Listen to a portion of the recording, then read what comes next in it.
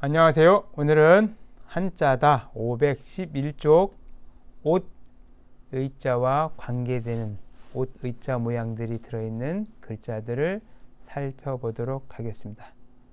의자와 관계 있는 글자들을 옛 글자를 보면서 하나씩 자세하게 그 뜻을 정확하게 알도록 하겠습니다. 그럼 먼저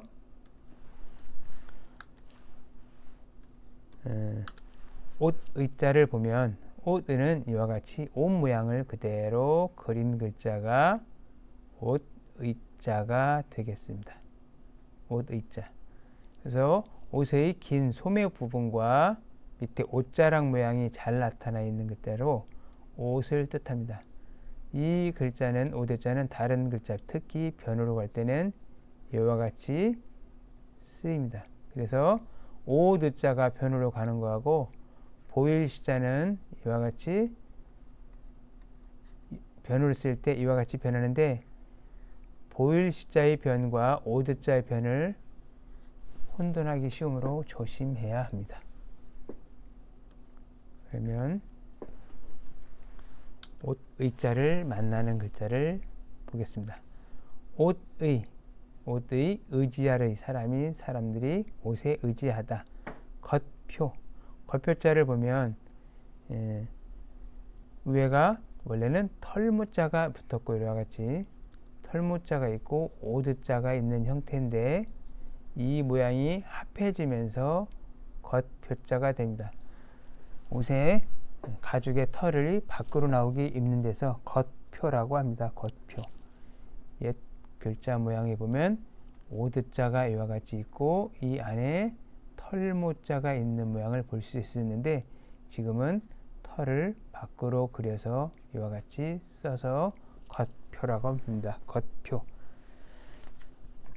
다음에 후손예. 원래는 후손이라고 할 때는 밑에가 창 밝을 경자가 붙어서 옷자락 끝을 원래 예라고 했지만 옷 겉옷 도포에 밝게 트인 끝자락에서 변방이나 옷의 끝자락에서 사람들의 후손 끝을 나타내서 후손예라고 합니다. 후손예. 슬프레자는 오드자 사이에 입구자가 붙어서 옷으로 입을 가리고 슬피 우는 모양을 나타내는 글자가 슬플 애자가 됩니다. 다음에 쇠할 쇠와 도롱이 사자는 중간 모양이 비슷하고 도롱이 사자 위에만 풀조자가 있는데 이 도롱이 사자 쇠할 사자의 본래의 모양을 보면 소전 모양에 보면 이와 같이 있는데 이것은 가운데 부분이 이와 같이 풀을 엮어서 입고 다녔던 옷 도롱이에서 도롱이소, 도롱이사, 쇠할쇠라고 하는 글자가 있습니다. 원래 쇠할쇠자는 도롱이 모양을 보고 만드는 글자인데 옷이 갈라지고 험하기 때문에 쇠하다. 자꾸 잘 빨리 부서지기 때문에 낡기 때문에 쇠하다라고 쓰지만 그렇게 풀로 만드는 옷이다 해서 도롱이 사자를 쓰기도 하는 글자가 도롱이 사자입니다. 쇠할 쇠자나 도롱이 사자의 옛 글자의 의미는 같습니다.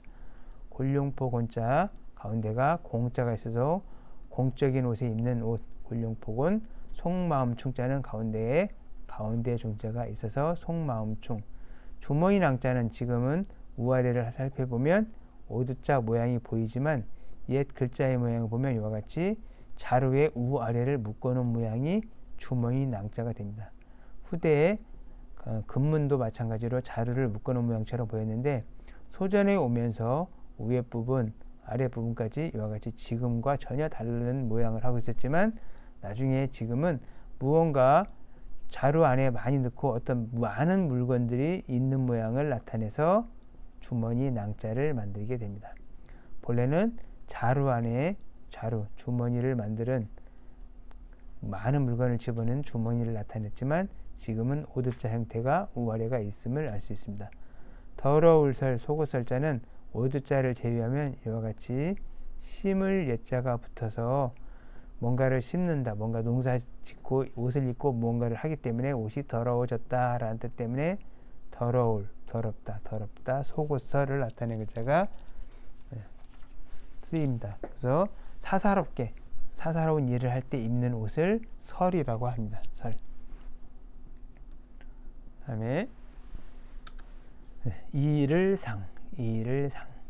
이를상자를 보면 이와 같이 나무가 있고 많은 네모 형태가 있는데 뽕나무 잎과 가지를 나타낸다라고 합니다. 그래서 뽕나무 잎과 가지를 걸어서 사람이 죽음을 표시하여서 죽다라고, 죽음을 뜻한다라고 합니다. 참고로 사람이 죽어서 많은 사람, 이 입구자가 4개가 있으면 많은 입, 즙이라고 하는 글자가입니다. 많은 사람이 시끄럽게 우는 데서 일타라고 설명하는 사람도 있는데, 이렇게 설명하는 사람들은 대부분 지금 글자 모양만 보고 설명하는 사람입니다. 이를 상자를 가리키다 보면 이와 같이 쓰고, 여기까지는 맞는데 우리가 오드자에 익숙해서 이와 같이 밑부분을 삐침을 하나 추가도 하기도 하는데 조심해야 합니다. 이를 상자 형태는 다른 글자를 만나지 않고 이 글자가 단독으로 쓰이기 때문에 오드자와는 전혀 관계없음을 상기해야 합니다. 이 오드자는 이를 상자를 보면서 이와 같이 학생들을 가리키면 땅 속에 있고, 땅이 있고 흙 아래, 흙 안에 무덤 속에 사람이 있고, 그래서 사람들이 슬피 울고 있다라고 공부를 하는 학생들도 있습니다. 참고해 주시면 공부하는 데 도움이 됩니다. 다음에 긴 옷, 성원, 긴 옷원, 성원. 긴 옷을 나타낼 때 쓰이는 글자가 원자입니다. 이 원자를 잘 보면 본래 이와 같이 옷 의자가 있고, 옷 기세에 무언가를 덧대고 옷 안에도 길게 천을 덧대서 길게 만든, 요즘으로 말하면 드레스 형태로 길게 만드는 옷을 원이라고 합니다. 그래서 옷에 뭔가를 덧대서 만든 옷입니다. 옷 기세의 끈과 옷 가운데 옥이나 천을 덧댄 높고 긴 옷을 나타내서 긴 옷 원이라고 합니다. 성으로도 쓰입니다. 원시의 성으로도 쓰입니다. 다음에는 원자를 만나는 글자를 보면 긴 옷 원자 말고 동산원, 길게 넓게 펼쳐진 넓은 공원을 나타낼 때 동산원이라고 하고, 길고 멀리 가다, 여기서 멀원, 팔이 긴 원숭이에서 원숭이원, 끌채원, 수레 부분에서 가장 긴 부분인 끌채원 등의 글자 등에 쓰이고 있습니다. 다음에는 놀라볼경. 이와 같이 위에 눈이 붙었고, 이와 밑 가운데 오드자가 있고 긴 옷이 있고, 여기 가운데 또 둥근 형태가 있는데, 여기 가서 옥으로 만든 옷 위에 길게 늘어뜨린 고리 모양의 둥근 옥을 보는 모양입니다. 그래서 눈이 위에가 붙어 있고 손이 있고 가운데 보석이 있어서 눈으로 옷 위에 긴 옷을 입고 옷 위에 길게 늘어뜨린 둥근 옥을 보고 있는 모양이 놀라볼 경자입니다. 그래서 이에 눈과 위에가 눈과 밑에가 긴 옷 원자가 있는데 가운데 부분을 한일자로 생략한 모양이 지금의 경자가 됩니다. 그래서 눈으로, 이게 왜 그물망자처럼 보이지만 옛 글자를 보면 눈인 것을 알 수 있는데, 앞에서도 말한 바와 같이 눈목자는 가끔 이와 같이 옆으로도 쓰이기도 합니다. 그래서 옆으로 썼을 때 그물망자처럼 해석이 안 되면 눈으로 보아야 됩니다. 눈으로 이 한일자 입구자가 있어서 파자를 하면 눈으로 하나의 둥근 보석을 보다, 뭐 이렇게 가르치기도 하는 글자입니다. 아무튼 긴 옷 위에 늘어뜨린 것들을 눈으로 보다 라는 뜻에서 놀라서 보다, 아니면 긴 옷 원자만 있기 때문에 단순히 그냥 눈으로 긴 옷을 입고 천천히 잘 보다, 조심스럽게 긴 옷이 어디 걸리는지 살펴보면서 간다 라고 설명하기도 하는 글자가 놀라볼 경자입니다. 놀라서 보다. 참고로 이 경자가 들어가는 글자는 전부 다 대부분 둥글다 라는 뜻으로 쓰이기도 합니다. 그러면 경자를 만나는 글자를 살펴보도록 하겠습니다. 병자를 만나는 글자는 고리환, 돌아올 환, 쇠고리 환자에 있습니다. 옥으로 만들어서 이와 같이 둥근 형태로 만드는 옥으로 만든 도구를 환이라고 합니다. 환, 고리환, 고리환이라고도 하고, 이 환자는 그냥 옥환이라고도 합니다. 옥환, 가운데 뚫린 둥근 옥이라고 해서 옥환이라고도 합니다. 그 다음에 돌아올 환, 이 둥글기 때문에 둥글게 돌다라는 의미로 돌아올 환, 쇠고리환, 쇠로 만든 둥근 형태로 만든 고리를 환이라고 합니다. 쇠고리환. 다음에는 도울양자. 도울양자를 보면 이와 같이 옷 안에 수많은 무언가가 있는 모양을 볼 수 있습니다. 그래서 사람들은 옷을 벗듯 땅속을 갈아서 생강 같은 덩이 뿌리를 채취를 돕는다 라고 부르는데, 여러 형태로 설명을 하고 있는 글자지만 대부분 글자들이 제대로 설명을 하지 못하고 있습니다. 그래서 소조 모양에 보면 이와 같이 되어 있는데, 아무튼 보면 이 옷이 있고 옷 안에 이와 같은 여러 형태가 있어서 옛날에 어떤 자잘하게 있는 것들을 운반하기 편하게 옷을 사용하지 않았나 싶은 글자가 양자입니다. 저도 보면 옛날에 시골에서 밖에 나갔는데 감자나 우렁이나 기타 자잘한 물고기를 잡으면 집으로 가져갈 길이 없을 때 옷을 벗어서 옷 안에 싸서 가지고 갔던 기억이 있는데, 그러한 모양이 아닌가 생각되는 글자가 도울양자가 됩니다. 그래서 무언가를 운반하는 데 돕기 위해서 옷을 사용하던 데서 돕는다라고 보는 게 훨씬 더 타당하게 보입니다.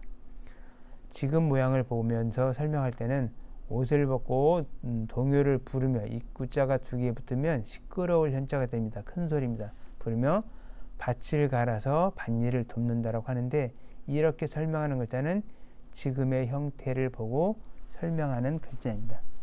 아무튼 도울양자를 만나는 글자를 보면 흑덩이양, 흑토자와 다르게 이 흑덩이양자는 농작물을 키우는 데 도움이 되는 부드러운 흙을 양이라고 하고, 사양할 양, 다른 사람한테 도움이 되는 말, 아가시양, 이제는 집안일을 도울 정도로 다 큰 아가씨가 해서 아가시양이라고 하고, 기타 물리칠양, 물리칠양자는 원래는 뭔가를 걷어내기 위해서 손으로 필요 없는 것들을 옆으로 밀어내는 데서 물리칠양, 술 빚을 양, 머리 될 양, 이와 같이 이 양자를 만나는 글자는 의미 전부 다 양임을 알 수 있습니다. 중국어도 대개 보면 랑, 그래서 똑같이 랑, 성조만 좀 약간씩 다르고 음들이 되게 비슷하게 발음이 되는 것을 볼 수 있습니다. 다음에 품을 회자를 보면, 이 품을 회자는 잘 보면 이 옷 안에 이와 같이 옷이 있고, 옷 안에 눈이 있고, 눈에서 눈물을 흘리고 있는 모양을 볼 수 있습니다. 옷을 뒤집어 쓰고 그리고 눈에서 눈물을 흘리고 있는 겁니다. 옷을 뒤집어 쓰고 눈에서 눈물이 흐르는 모양, 그래서 눈물이 흐르는 것을 옷으로 감추는 데서 품다를 뜻하는 글자가 품을 회자입니다. 품을 회자를 만나는 글자를 보면 품을 회와 무너질 괴자가 있습니다. 품을 회, 무너질 괴. 마음속으로 뭔가를 품고 있는 생각에서 품을 회. 우리 회포, 서로 쌓여져 있는 걸 풀자 할 때, 회포를 풀자 할 때 쓰거나 감회라고 할 때 쓰입니다. 그 다음에 무너질 괴자는 흙이 뭔가를 품고 있어서, 아직 물기를 많이 품고 있어서 자꾸 무너져 내리는 데서 무너질 괴라고 합니다. 무너질 괴. 파괴, 붕괴할 때 씁니다. 파괴, 붕괴할 때 쓰이는 글자가 무너질 괴자가 됩니다. 마지막 글자로 마지막 글자로 오드자의 변형인 글자가 마칠 졸자가 하나 있는데, 이 졸자를 보면 원래 오드자를 우리가 보통 이렇게 쓰는데, 이 글자를 달리 쓰면 이와 같이 쓰고 앞부분 이와 같은 모양을 이렇게 지금의 시옷 형태의 뒷부분을 이와 같이 쓰면 오드자의 형태가 변한 모양을 알 수 있습니다. 한자에 이와 같은 모양이 보이면 옷의자라고 생각하시면 되고, 밑에 열십자는 옛날에 갑옷의 갑편을 이와 같이 쭉 이으면 이와 같은 열십자 모양이 보이는데, 이 열십자는 갑편을 이은 모양을 나타내는 글자가, 갑편 모양 사이를 나타내는 글자가 열십자입니다. 그래서 옷에 갑편을 달고 있는 군사들에서 군사를 나타내서 군사졸, 마칠졸이라고 합니다. 졸은 옷에 여기와 같이 오드자의 변형인데, 옷에 갑편이나 부호를 단 옷을 입은 쫄병에서 군인을 뜻하기도 하지만, 이 졸병들이 잘 죽는 데서 갑자기 죽다, 마치다를 뜻하는 글자가 마칠졸자가 됩니다. 마칠졸. 졸자를 만나는 글자들은 마칠졸자가 있고 갑자기 졸자가 있는데, 개가 있고 그다음에 붓을쇠 이와 같지만, 대부분 붉은색 글씨는 1, 2급 글자에서 나오고, 우리 1800자 안에는 마칠졸자와 취할 추자가 많이 쓰입니다. 자신의 주량대로 술을 마시고 취하여 마시기를 마친다, 뭐 이런 데서 취할 취, 술을 마시다, 졸병이 술을 마셨으니까 취하다, 뭐 이런 의미로 쓰이는 글자가 취할 추자가 됩니다. 기타 뭐 붓을쇠, 돌이 가루가 되었다, 드디어 마침내 없어졌다 라는 뜻에서 쓰이고, 이와 같이 물총새비, 군대의 옷처럼 푸른색 옷처럼 푸른색 깃을 가진 새 이름을 뜻하고, 군대가 쫄병의 마음, 파리하다, 모을죄, 최장죄, 순수할 수 등의 글자 등에 쓰입니다. 그래서 깨끗하게 맞춰서 불순물이 하나도 없게 끝낸, 마칠 졸자, 마친 그런 쌀에서 순수할 수, 이와 같은 쌀을 나타내는 글자가 원래는 수였습니다. 순수할 수.